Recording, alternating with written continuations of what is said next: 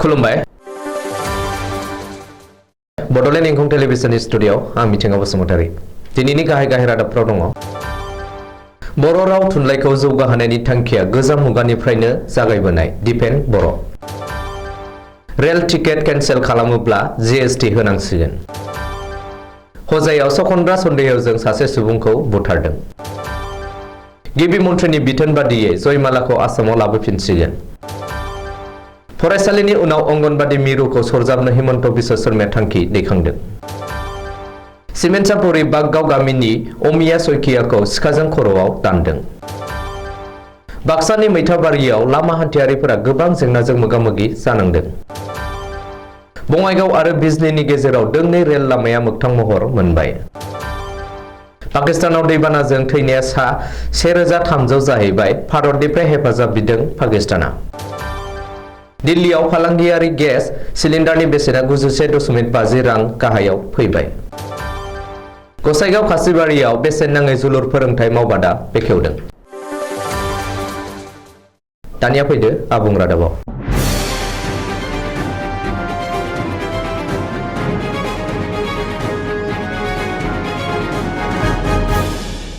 सोरबां सुबुं मुंख्लं बिहुराम बर'नि 87थि जोनोम सानखौ देग्लाय बर' थुनलाइ आफादा उदालगुरि जिल्लानि रौता फोथार गोदानारिनि बिहुराम बर' फोथायफुनजि मावथांखिसालिनि नब्लाङाव मेहेरगोनां हाबाफारिजों खुंफुंदों हाबाफारि बायदि बर' थुनलाइ आफादनि गोथार फिरफिलाखौ बिरहोयो आफादनिनो गागि आफादगिरि थरेन बर'आ आरो सोरबां सुबुं मुंख्लं बिहुराम बर'नि मुसुखायाव बिबार बावजेनो मुंख्लं बिहुराम बर'निनो अनजालि बिसि मुर्सिमा ललिता बर'आ जोनोम सान फालिनायजों लोब्बा लाखिनानै बर' राव थुनलाइ हारिमुनि फारसे सोरबां सुबुं मुंख्लं बिहुराम बर'नि बिहोमा आयदाखौ लानानै खुंनाय सावराय मेलाव जर'खा आलासि महरै बाहागो लायो एबसुनि आफादगिरि दिपेन बर'आ जर'खा आलासि महरै बाहागो लानानै सोरबां सुबुं मुंख्लं बिहुराम बर'नि थांनानै थानाय समाव बर' राव थुनलाइनि फोथाराव बिथाङा बर' हारिनो मावलांनाय हाबाफारिफोर आरो दिनैसिम बिथांनि बिहोमानि सायाव गुवारै बिबुंथि लाखिनानै बर' रावनि बिजोंनि गेजेरजों बर' राव थुनलाइखौ जौगाहोनायनि थांखिया गोजाम मुगानिफ्राय जागायबोनाय आरो दिनैसिम बियो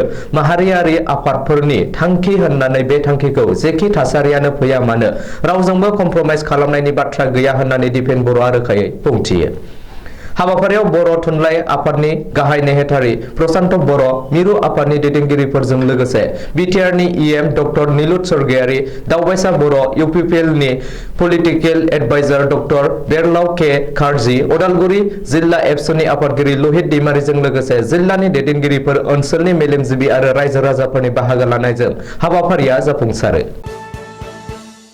दानिफ्राय रेल टिकेट केन्सेल खालामोब्ला जीएसटी होनांसिगोन राङारि मन्त्रालयनि टिकेट रिसार्च इउनिटआ स्कलार फोसावनाय बायदिब्ला दानिफ्राय रेल टिकेट केन्सेल खालामोब्ला आरो हटेलनि खथा रिजार्भ खालामनायखौ केन्सेल खालामोब्ला जीएसटी होनांगोन मख'नो गोनांदि रेल टिकेट केन्सेल खालामोब्ला रेलवे बिफाननो केन्सेल खालामनायनि मासुल होनायनि अनगायै सोरखारनोबो टिकेट केन्सेल खालामनायनि टेक्स होनांगोन बेबादिनो हटेलनि खथा केन्सेल खालामोब्लाबो टेक्स होनांगोन राङारि मन्त्रालयनि टेक्स रिसार्च इउनिटनि नटिफिकेशनाव फोसावनाय बायदिब्ला टिकेट बुकिं खालामनाया मोनसे गोरोबथा बेनि थाखाय भारतारि रेलवेनि आईआरटीसीआ सासे ग्राहक एबा दावबायारिनो सिबिथाय होनो रादाय होयो बेबायदियाव सासे ग्राहकआ टिकेट केन्सेल खालामोब्ला बे गोरोबथाखौ सिफायबाय होनना सानना लानाय जायो बे गोरोबथा सिफायनायनि थाखाय रेलवे बिफाना ग्राहकनिफ्राय मासुल लागोन बबेखानि सेथि थाखो एबा एसि कस्टानि टिकेट केन्सेल खालामोब्ला 5% जीएसटी होनांगोन होननानैबो नटिफिकेशनाव मख'दों रायजोआव सखन्द्रा एबा खुदिया लांखारग्रा सन्देहजों फिन हानजायारि गाग्लोबनाय जाथाय सखन्द्रा सन्देहजों सासे सुबुंखौ हानजायारि गाग्लोबना बुथारदों जनायाव जादों बे जाथाया मिथिनो हानाय बायदिब्ला बुधबारखालि जनायनि बैकुन्ठपुर सारियालियाव सासे सुबुंखौ सखन्द्रा सन्देह खालामना हानजायारि गाग्लोबनानै जिउ फोजोबदों सासे आइजोनिफ्राय खुदिया सिख'ना लांनो नाजानाय समावनो रायजोफोरा हमना लावथि आरो दंफांनि बाथामजों बुग्लिना जिउ फोजोबो जिउ गोमानाय सुबुंखौ धेमाजि जिल्ला गगामुख सेथिया गामिनि 32 बोसोर बैसोनि गलाब बरुवा होननानै सिनायथिदों ओरैहाय गलाब बरुवाया सासे मेलेमारि बेरामि सुबुंसोमोन होनना मिथिनो हादों गलाब बरुवानि नखरनि सुबुंफोरा फोरमायनाय बायदिब्ला गलाब बरुवाया थांनाय 15 बोसोरनिफ्रायनो मेलेमारि बेरामजों सैनांनानै दंमोन नाथाय मैया फुङाव न'आव रावबो गैयै समाव न'निफ्राय ओंखारबोदोंमोन बेनि उनाव थांनाय हराव गलाब बरुवाया हानजायारि गाग्लोबनायाव जिउ गोमानायनि खौरांखौ मोनो बे जाथायनि हेंथायै गलाब बरुवानि नखरा पुलिस थानायाव गांसे एजाहार होबाय आरो बे खौरांखौ सुजुनाय समाव समहालागै बे बुथारनाय जाथायखौ लोब्बा थानाय रनज ताये आरो कमजाम ताये मुंनि सानै सुबुंखौ पुलिसा हमना जाथायनि सायाव नायबिजिरनो जागायबाय। जयमालाखौ आसामाव लाबोफिनसिगोन। गिबि मन्थ्रि डक्टर हिमन्त बिश्व शर्मानि बिथोन बायदियै जयमालाखौ तामिलनाडुनिफ्राय आसामाव लाबोफिनसिगोन। जयमालाखौ आसामाव लाबोफिननो थाखाय गिबि मन्थ्रिया हाग्रा बिफाननि मोनसे टीमखौ गाबोन तामिलनाडुआव दैथायहरगोन। जयमालाजों लोगोसे गुबुन मा 8 मैदेरखौ आसामाव लाबोफिनगोन। मख'नो गोनांदि आसामनिफ्राय लांनाय जयमाला मुंनि मासे मैदेरखौ तामिलनाडुनि गंसे मन्दिराव इनाय साजा होनायनि भिडिअ ससियेल मिडियायाव भाइरेल जानायनि उनावनो जयमालाखौ आसामाव लाबोफिननो थाखाय दाबि खालामदोंमोन। बबेखानि जयमालाखौ आसामाव लाबोफिननायखौ लाना गिबि मन्थ्रि डक्टर हिमन्त बिश्व शर्माया दिनै मोनाबिलि 7:30 रिंगायाव हाग्रा बिफानजों सावरायगोन। मिथिनो हानाय बायदिब्ला जयमालाखौ आसामाव लाबोफिननायाव तामिलनाडु सोरखारा आसाम सोरखारखौ मदद खालामाखै। बेनिखायनो माखासे जेंना नुजाथिदों। मानोना जयमालाया बे समाव तामिलनाडु सोरखारनि हाग्रा बिफाननि आखायाव गैया, गंसे मन्दिरावसो दं। अब्लाबो जयमालाखौ जोथोन लानायनि थाखाय मन्दिर कमिटिनो दानफायाव 5 लाख रां होगोन होननानै एम.के. यादवआ बुंदों। अंगनबादि मिरुफोरखौबो गंसेया गंसेजों सरजाबनायनि लामायाव। गाज्रि दिन्थिफुंनाय फरायसालिफोरनि उनाव बे खेबाव अंगनबादि मिरुफोरनि सायाव गोख्रों राहा लानो सिगांदों आसाम सोरखारा। फरायसालिफोरनि उनाव बे खेबाव अंगनबादि मिरुफोरखौ सरजाबनो थांखि दैखांदों गिबि मन्थ्रि डक्टर हिमन्त बिश्व शर्माया। गिबि मन्थ्रि डक्टर हिमन्त बिश्व शर्माया दिनै मोनसे हाबाफारियाव बुंदों दि रायजो नाङै 65,000 अंगनबादि मिरुफोर दं। बेनिनो 20,000सो अंगनबादि मिरुफोरा साखाथि फाखाथि दं। माखासेनि इनफ्रास्ट्राक्चारआ मोजां नङा। बेनिखायनो खाथि खाथि थानाय गंनै अंगनबादि मिरुखौ सरजाबनानै मोजाङै दाफामफिननांगौ। बबेखानि रावनिबो साख्रि गोमानायनि बाथ्रा फैया। सिगाङाव सासेया खामानि मावदोंमोन, दा साथामजों ज' मावगोन। बे बोसोराव गोदानै 3,000 अंगनबादि मिरुफोरखौ गोदानै गायसंगोन। 5 बोसोराव 15,000 अंगनबादि मिरुफोर गायसंनो थांखि लादों होननानैबो गिबि मन्थ्रि हिमन्त बिश्व शर्माया बुंदों। मख'नो गोनांदि रायजो राजाफोरखौ गंफा गंफा अंगनबादि मिरुफोरखौ एडप्ट खालामनानै लानो आरो सोरखारा जा होयो बेजों लोगोसे माबा मोनसे सरजाबफानो थाखायबो गिबि मन्थ्रिया खावलायदों।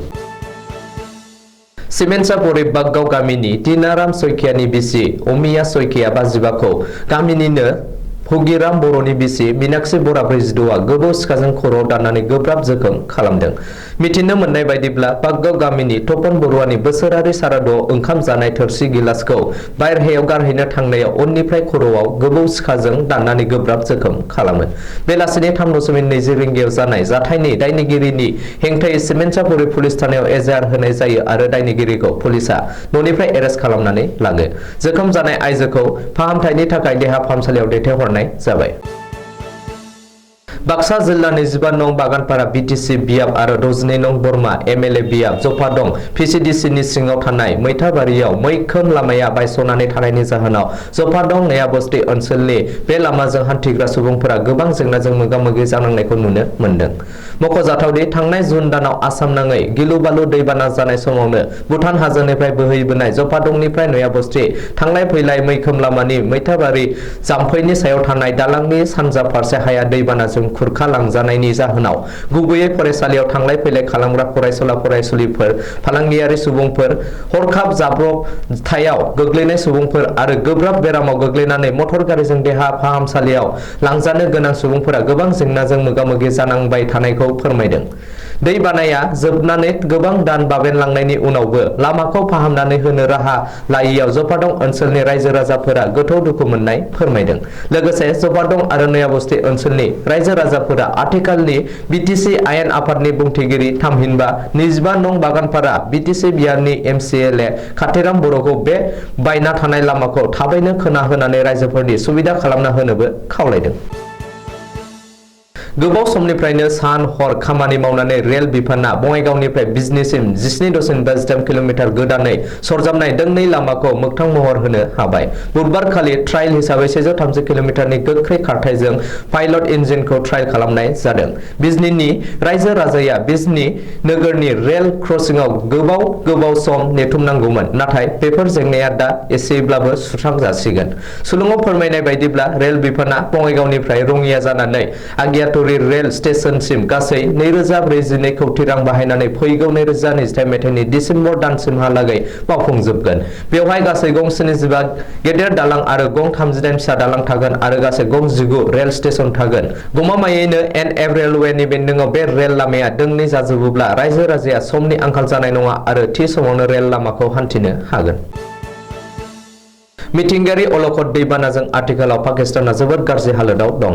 थाद'नाय गैयै रोजा अखा हानायनि जाहोनाव पाकिस्ताननि सा ओनसोल सिन्धु प्रभिन्स, गिलगित, पिअके बायदि ओनसोलाव गोबां गिख्रंथाव दैबाना जालांबाय। जाहोनाव गोबां न'-बां, धोन-दौलत, गारि-मटरजों लोगोसे सा 1300 सुबुंनि जिउ खहा जाबाय। पाकिस्ताननि नेशनेल डिजास्टार एजेन्सि जेनेरेल आख्तारा नवाजआ खौरांगिरिनि सिगाङाव मिथिहोदों दि आथिखालाव गोबां फसल एबा मैगं-थाइगंफोरा सेवलांजोबबाय। मानो होनोब्ला आथिखालाव पाकिस्ताननि गासै 2 मिलियन एकड़ आबादथिलिया जोबोर गाज्रियै खहा जालांबाय आरो 10 मिलियन डलारनि न'-बांफोरा बायग्लिलांबाय आरो दैबानाजों बुखारलांजाबाय होननानै आख्तारा नवाजआ बुंबावदों। बे बिथिंखौ नोजोर होनानै पाकिस्तान सोरखारा नसुं हादोर भारतनिफ्राय हेफाजाब बिदों। मैगं-थाइगं, सामब्राम, आलु, टमेट' बायदि रोखोमनि जाग्रा-लोंग्रा मुवा बेसाद दैथायहरनो खावलायदों। मानो होनोब्ला मैगं-थाइगंफोरा पाकिस्तानाव जोबोर आंखाल जाबाय। सुलुङाव फोरमायनाय बायदिब्ला आलु सेरसेनि बेसेना आथिखालाव पाकिस्ताननि हाथाय बाजाराव 250 रांनिफ्राय 300 रांसिम सौहैबाय। बेबायदिनो मोनफ्रोमबो रोखोमनि मैगं-थाइगंफोरा अख्रांनांगा जाहैबाय। पाकिस्ताननि बे अलखदखौ नायफैनो थाखाय दावबायफैनो इउएन जेनेरेल सेक्रेटारि एन्टनिय' गुटारेसआ पाकिस्तानाव दावबायफैनानै जाथायनि सोमोन्दै नायबिजिरफैबावगोन आरो पाकिस्ताननि थाखाय वर्ल्ड बेंकनिफ्राय 160 मिलियन डलार अनसुंथाइ होनो खावलायगोन। अदेबानि आमेरिकाया पाकिस्ताननि बे मिथिंगायारि अलखदनि थाखाय 30 मिलियन डलार अनसुंथाइ होनो फोसावबाय। तुर्की, चाइना बायदि हादोराबो पाकिस्ताननि बे अलखद समाव हेफाजाब होनो थाखाय आवगायबोदों होननानै सुलुङाव फोरमायदों।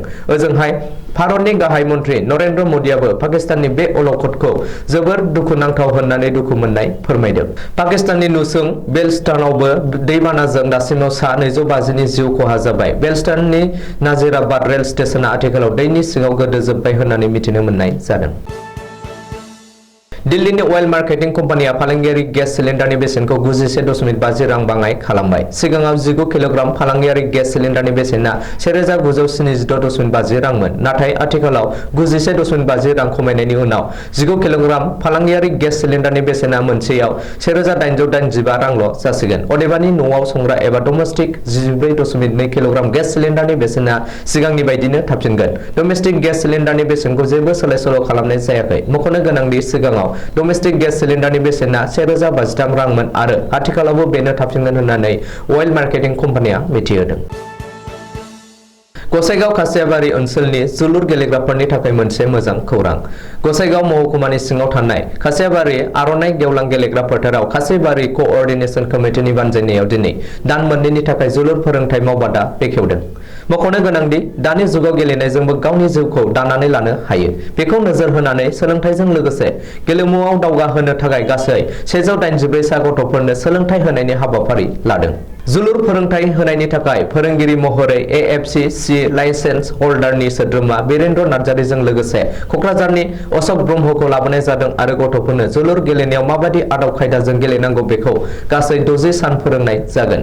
दिनैनि हाबाफारिखौ बेखेवनानै होयो एमएलए जिरन बसुमतारिया। दिनैनि रादाबा एसेनोसै, गोजोन्थों।